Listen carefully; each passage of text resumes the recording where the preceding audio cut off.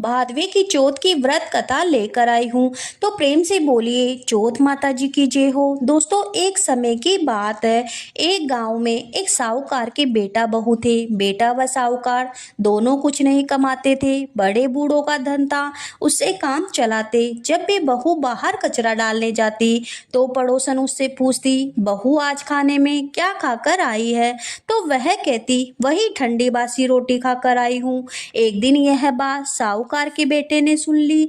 उसने अपनी माँ को सारी बात बताई और पूछा, माँ तू तो बहू को गरम गरम खाना परोसती है, तब भी यह पड़ोसन से कहती है कि वही ठंडी बासी रोटी खाकर आई हूँ।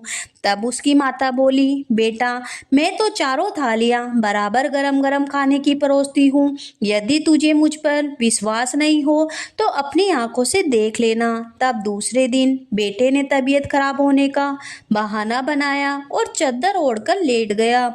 उसने देखा बहू ने गरम गरम खीर खांड के भोजन किए। बहू नीचे उतरी तो बेटे ने उसका पीछा किया। पड़ोसन के पूछने पर बहू ने पड़ोसन से वही बात दोहराई। तब उसका पति उठा और उससे कहने लगा कि अभी अभी तो तू गरम गरम खाना खाकर आई है और तूने पड़ोसन को झूठ क्यों कहा कि मैं ठंडी बासी रोटी खाकर आई हूँ?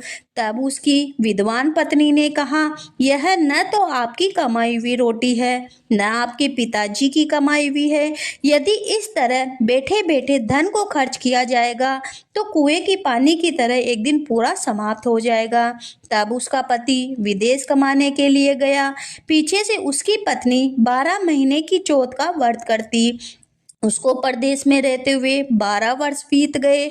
चौथ माता व विनायक जी महाराज ने सोचा, अब इसके पति को घर बुलाना चाहिए, नहीं तो हमें कलयुग में कोई नहीं मानेगा, कोई नहीं पूजेगा। चौथ माता लड़के के सपने में जाकर बोली, तू घर चला जा, तेरी पत्नी तुझे बहुत याद करती है। तब वह बोला कि मैं कैसे चला जाऊं, मेरे यहाँ बहुत बड़ा कारोबार फैला हुआ है। तब चौथ माता बोली कि सुबह एक घी का दीपक जलाकर चौथ माता जी का नाम लेकर बैठ जाना। देने वाले रुपए दे जाएंगे और लेने वाले ले जाएंगे। उसने सुबह उठकर वैसा ही किया और उसका सारा कारोबार एक ही दिन में सिमट गया। जब वह घर जाने के लिए रवाना हुआ तो रास्ते में उसे एक सांप आग के पास जाता हुआ मिला। लड़के ने सोचा सांप जल जाएगा तो उसने सांप को भगाने के लिए सिसकारी भरी, लेकिन तभी नागराज बोले, हे पापी दुष्ट, मैं तो सांप की योनि से मुक्त हो रहा था, लेकिन तूने मुझे सिसकार दिया, इसलिए अब मैं तुझे डसूंगा। तब वह लड़का बोला, हे नागराज, तुझे मुझे अवश्य खा लेना। मैं आपको वचन देता हूँ, मैं 12 वर्ष के बाद अपने घर मिलने जा रहा हूँ। कल रात आप अवश्य आ जाना। जब पति घर आया तो बहुत उदास था। पत्नी के कारण पूछने पर उसने बताया, पत्नी बड़ी चतुर थी। उसने एक सीढ़ी पर दूध का कटोरा रख दिया, दूसरी पर बालू मिट्टी बिछा दी, तीसरी पर फूल माला बिखेर दिए, चौथी पर इत्र छिड़क दिया, पांचवी पर मिठाई रख दी। इस तरह उसने सातों सीढ़ियों पर कुछ न कुछ रख दिया और दरवाजा खुला छोड़कर पलंग पर अपनी पत्नी की चोटी लटका कर सो गया।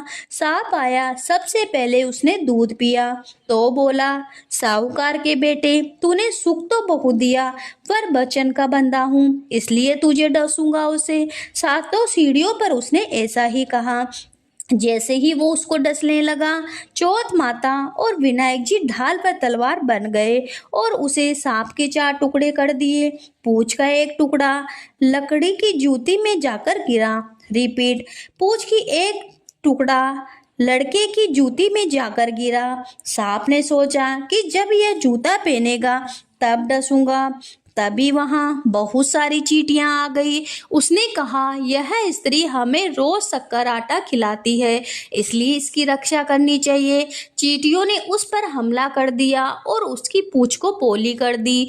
जैसी ही सुबह हुई वहां खून ही खून हो गया। माँ ने सोचा, मेरे बेटे बहू को किसी ने मार दिया, इसलिए वह चिल्लाने लगी। तभी बेटा बोला, माँ खुशियां मनाओ, हमारा बेरी दुश्मन मर गया, और पूछने लगा, मेरे पीछे से मेरी लंबी आयु के लिए कोई उपाय किया था क्या? तब माँ बोली, मैंने तो कुछ नहीं किया, पत्नी से पूछने पर बोली कि मैंने 12 महीने की चौथ माता का व्रत किया है, इसलिए चौथ माता व विनायक जी महाराज ने हमारी रक्षा की है। तब सास बोली, यह झूठ बोल रही है, मैं तो रोज इसे 4 बार रोटी देती हूँ, फिर इसने चौथ का व्रत कैसे किया? तब बहू बोली, एक बार गाय को खिलाती, एक मेहतरानी को देती, एक जमीन में गाड़ देती, शाम का खाना मैं चंद्रमा को अर्घ देकर खाती। यदि विश्वास नहीं हो तो पूछ लो। तब गाय माता से पूछा तो वह हंसने लगी और पलाश के फूल उसके मुंह से गिरने लगी। जमीन में खोद कर देखा तो रोटियों की जगह सोने के चक्कर निकले। मेहतरानी से पूछा तो उसने भी हाँ भर दी। हे चौथ माता जी, उसके पति की रक्षा की, वैसे हम सबकी भी रक्षा करना, सबकी मनोकामना पूरी करना।